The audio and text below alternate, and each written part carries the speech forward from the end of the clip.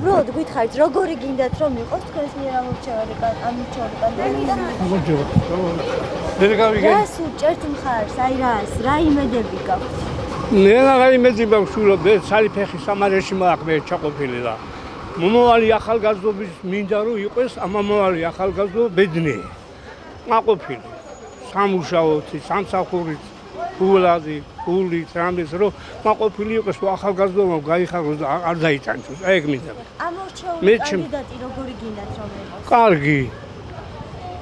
შრომის მოყარე, ადამიანის მოყარე და აი ესე გითხარით, მე ვისაც ვინც გაიმარჯვებს მინდაო რომ იყოს ესეც და ესეთი.